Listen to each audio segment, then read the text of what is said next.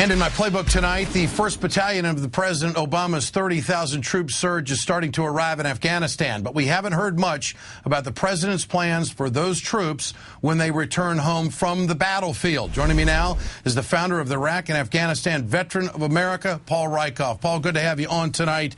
Paul, the president did not use the word or mention veterans in his speech when he outlined his plan in dealing with this surge. Is that troubling to you? It is. It's a huge opportunity missed. We were all looking for one big national call to action.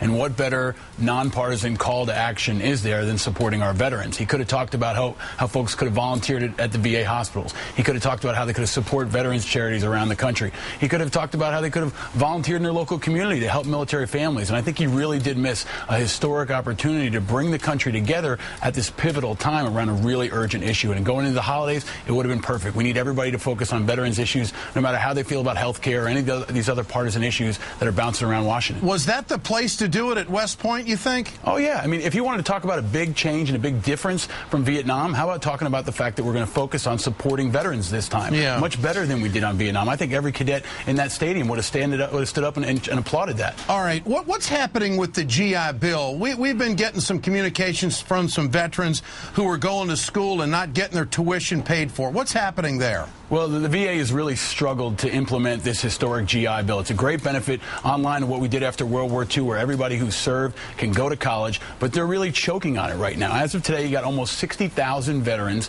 who are still waiting for the GI Bill checks. Those 60,000 veterans are waiting on average 47 days for their checks. Second semester is starting, and the VA is not getting the checks out in the local communities. They've made some good emergency efforts. They cut emergency checks and sent out some vans, but we need presidential attention on this. We need him to remove that backlog and get these checks moving. And I know the IAVA, your organization, does a lot with post-traumatic stress disorder. Is that problem getting enough attention? No, not nearly enough. You've got folks now who are going on 4th, 5th, 6th tours. Over 800,000 people have been there more than once. One of our guys, Sergeant Todd Bowers, just got back on Friday. He was on his 4th tour since 9/11. So it's really piling up, and we need attention every day, no matter what else is going on in the news. Paul, good to have you with us tonight. Thanks so much. Thank you, Ed. Appreciate the support. You bet.